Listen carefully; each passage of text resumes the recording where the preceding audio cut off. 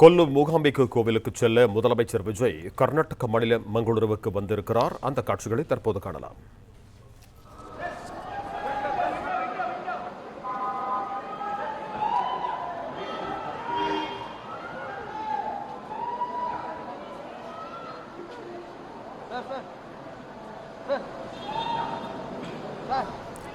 இது தொடர்பான கூடுதல் விவரங்களோடு இணைகிறார் எமது செய்தியாளர் நிரஞ்சன். வணக்கம் நிரஞ்சன், உங்களிடம் இருக்கும் தகவல்களை சொல்லுங்கள். மிக முக்கியமான ஒரு ஆன்மீக பயணமாக தற்பொழுது முதல்வர் விஜய் இந்த பயணத்தை மேற்கொண்டிருக்கின்றார். கர்நாடகாவில் மங்களூருவில் இருக்கக்கூடிய தாய் மூகாம்பிகை கோவிலுக்கு விஜய் அவர்கள் பயணம் மேற்கொண்டிருக்கிறார். தமிழ்நாடு அரசியலுடனும் இந்த கோவில் மிகவும் நெருங்கிய தொடர்புடையதாக கோயிலாகத்தான் பார்க்கப்படுகின்றது. முன்னாள் முதல்வர்கள் எம்ஜிஆர், ஜெயலலிதா உள்ளிட்டோர் இந்த கோவிலுக்கு அடிக்கடி பயணம் செய்வதை வழக்கமாக கொண்டிருக்கிறார்கள். அவர்கள் அரசியலுக்கு நுழைவதற்கு முன்பிருந்தும் சரி, அதற்கு பின்பும் சரி, அவர்கள் இந்த கோவிலுக்கு வருகை தருவதை மிகவும் முக்கியமான ஒரு விஷயமாகத்தான் மேற்கொண்டு வந்தார்கள். இந்த தாய் மூகாம்பிகை கோவிலை பொறுத்தவரை விஜய் அவர்கள் செல்வது என்பது தமிழ்நாடு அரசியல் களத்திலும் மிக முக்கியமான ஒரு அம்சமாகத்தான் பார்க்கப்படுகின்றது. சமூக நீதி, மத நல்லிணக்கம் போன்ற பல்வேறு விஷயங்களை இதன் மூலமாக அவர் பறைசாற்றுகிறார் என்பதையும் நம்மால் புரிந்து கொள்ள முடிகின்றது. மிக முக்கியமாக டெல்லியில் 3 நாள் பயணத்தை முடித்துக் கொண்டு அவர் சென்னைக்கு திரும்பாமல் நேரடியாக மங்களூருவுக்கு திரும்பி அங்கிருந்து நேரடியாக தாய் மூகாம்பிகை கோவிலுக்கு அவர் பயணம் செய்திருக்கிறார் என்பதுதான் மிக முக்கியமான விஷயம். உடுப்பி மாவட்டம் பைந்தூரா தாலுகாவில் இருக்கக்கூடிய கொல்லூர் மூகாம்பிகை கோவில் என்பது மிகவும் பிரசித்தி பெற்றது. பெரும் தமிழ்நாட்டின் அரசியல்வாதிகள் மட்டுமில்லாமல் இந்தியா முழுவதிலும் இருக்கக்கூடிய அரசியல் தலைவர்கள், திரையுலக பிரபலங்கள், தொழிலதிபர்கள் என தினந்தோறும் பல்லாயிரக்கணக்கானோர் இந்த கோவிலை தரிசனம் செய்கிறார்கள் என்பது மிக முக்கியமானது. தமிழக முன்னாள் முதல்வரான எம்ஜிஆர் அவர்கள் தாய் மூகாம்பிகையின் மிக தீவிரமான பக்தராக அறியப்படுபவர். அவர் இந்த கோவிலுக்கு தங்க வாள் என்பதை காணிக்கையாக செலுத்தி இருக்கின்றார். அதே போல முன்னாள் முதல்வர் ஜெயலலிதா அவர்களும் இந்த கோவிலுக்கு நேரில் சென்று தரிசனம் செய்திருக்கிறார்.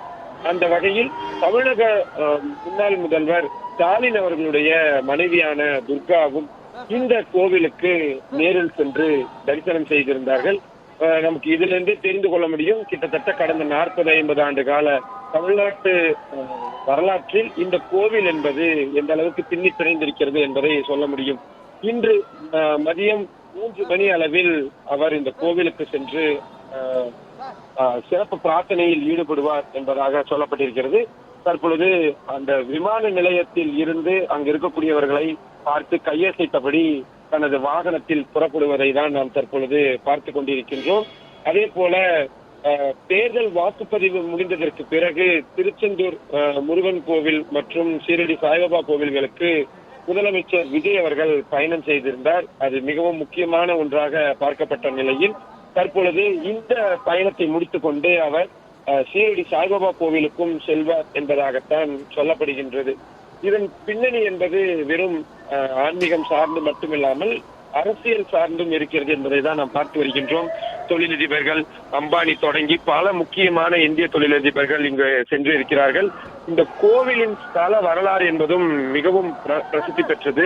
பெங்களூருவிலிருந்து சுமார் 458 கிலோமீட்டர் தொலைவில் தான் இந்த கோவில் என்பது அமைந்திருக்கின்றது. மிகவும் சக்தி வாய்ந்த அம்பாலான கொல்லூர் மூகாம்பிகை தான் இதன் மூல ஸ்தானத்தில் இருந்து பக்தர்களுக்கு அருள்பாலிக்கிறார். இங்கு இருக்கக்கூடிய மூகாம்பிகை சிவசக்தி சொரூபத்தில் காட்சி தருகிறார் என்பதுதான் இந்த கோவிலின் மிக முக்கியமான அம்சமாக பார்க்கப்படுகின்றது.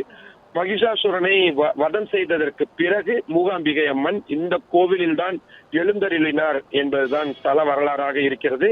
மேற்கு தொடர்ச்சி மலையின் மேற்கு சரிவில் கொடசாத்திர மலை அடிவாரத்தில் வற்றாத ஜீவநதியான சௌபர்ணிகா ஆற்றின் கரையில் தான் இந்த கோவில் என்பது அமைந்திருக்கிறது. தாய் மூகாம்பிகை கோவில் என்பது ரத்தின கற்களால் ஆன ஆபரணங்களால் அலங்கரிக்கப்பட்ட அலங்கார ஸ்வரூபினியாகத்தான் பக்தர்களுக்கு அவர் காட்சியளிக்கின்றார். முன்னாள் முதல்வர் ஜெயலலிதா அவர்கள் இந்த கோவிலுக்கு வழிபாடு செய்ய புறப்பட்ட பொழுது பச்சை உடுத்திதான் அவரும் சென்றிருந்தார். அந்த அளவிற்கு மிகவும் ஒரு சக்தி வாய்ந்த ஒரு தெய்வமாகவும் இந்த தாய் மூகாம்பிகை கோவில் என்பது பார்க்கப்படுகின்றது. இசைஞானி இளையராஜா அவர்கள் அடிக்கடி பயணம் செய்யக்கூடிய ஒரு கோவில்களில் மிக முக்கியமான கோவிலாக இதுவும் இருந்திருக்கின்றது. அது மட்டும் இல்லாமல் இந்த கோவிலில் இருக்கக்கூடிய அந்த ஜோதிர்லிங்கம் என்பது அனைவருக்கும் பார்க்கும்படியான விஷயமாக இல்லாமல் தனித்தன்மை வாய்ந்த ஒரு தங்க நிற கோடுகளுடன் இருக்கக்கூடியதாக, அதாவது மற்ற ஜோதிர்லிங்கத்தை ஒப்பிடும் பொழுது இது வித்தியாசப்பட்ட ஒரு அதிசயத்தக்க ஒரு தங்க நிற கோடுகளோடு கொண்ட ஒரு லிங்கமாக இருக்கும். அந்த அளவிற்கு நிறைய முக்கியமான விஷயங்கள் இருக்கிறது.